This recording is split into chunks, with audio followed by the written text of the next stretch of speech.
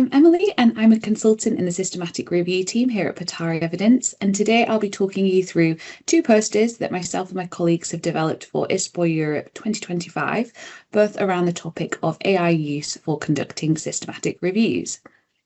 So the first poster I'm going to talk through is titled Traditional versus Generative AI, a Rapid Systematic Review Assessing Accuracy and Efficiency of AI in Title Abstract Screening. Now, as the title suggests, the aim of the review was to assess the accuracy and efficiency of AI tools for title abstract screening in HEOR systematic reviews and to identify any factors that were influencing tool performance. Within this, we were comparing any relevant insights for commercially available tools utilising traditional AI approaches versus generative LLMs. Any prototype or in-house algorithms or models were excluded from this review.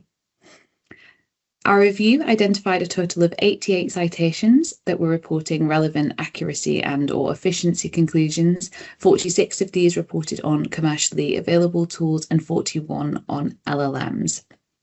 25 of these citations compared more than one tool or LLM, but there was only one study that directly compared an LLM versus a commercially available tool.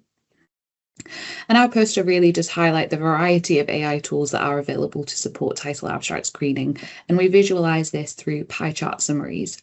GPT-4 was identified as the most frequently reported LLM, followed by GPT 3.5, whilst on the other hand, Distiller, Abstractor and Rayan were the most frequently reported commercially available tools. I'll start with efficiency conclusions, as these are generally a little bit clearer than accuracy. We identified 47 citations that reported at least one measure of efficiency, so that being time, cost, workload savings. And the most frequently reported efficiency measure was time savings, and that was in 33 citations. However, it must be said that measures were inconsistent across publications, and this did prevent robust synthesis of conclusions.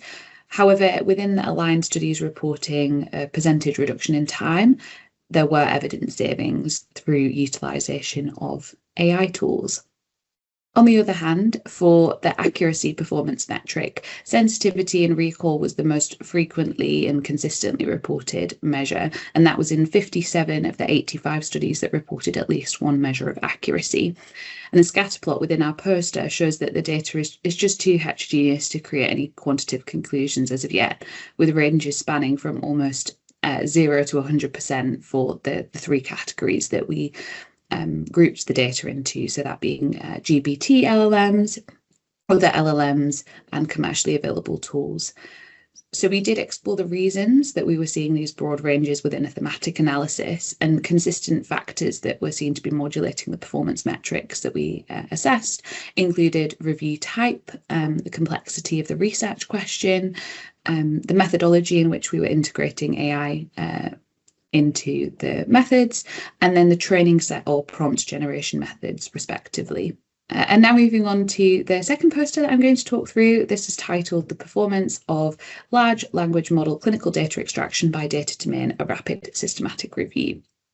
Now, as the title suggests, this was a separate rapid systematic review aiming to explore the performance of LLM data extraction of clinical publications according to data domain and to identify any factors influencing LLM extraction performance.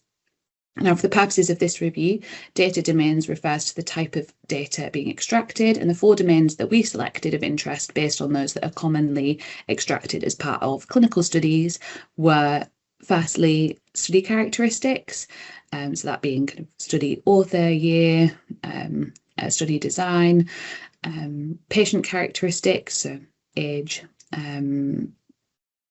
etc. Intervention characteristics, so the intervention name, dose, regimen, and then finally the study outcome data. And in total, we identified 31 records that reported on an identifiable LLM for data extraction. And we once again mapped for all of the included studies the LLM being utilised. And once again, the most frequently reported LLM was GPT-4. Records reporting quantitative LLM performance by data domain were included for further analysis, and as with the first poster, we just saw a large degree of heterogeneity in the reporting metrics being used to assess the performance of LLM extraction. The most commonly reported metric was accuracy, so we went on to assess accuracy by data domain. We had hypothesized that accuracy of LLM data extraction would vary by data domain. However, our analysis found such a high degree of variation within each of the 4 domains that we couldn't draw any firm conclusions around which domain performed best for LLM data extraction. In relation to factors that could impact data extraction via LLMs, our thematic analysis found that data type or format, publication language, and the use of single versus multiple LLMs does impact on the performance of LLM data extraction. So in summary, the evidence identified in both of these posters highlights the following key points. Firstly, the importance of carefully considering the suitability of AI use on a case-by-case basis. Secondly, the importance of critically reviewing any publications reporting AI performance claims to pin down the reasons behind the broad ranges that are being reported and to manage expectations accordingly. And then perhaps most importantly, the need for standardized and widely utilized guidelines for the assessment and reporting of AI use in evidence synthesis activities. Thank you so much for listening to this brief video walkthrough, and please do reach out if you'd like to discuss any of our research further. We hope to see you at ISPOR. Thank you very much.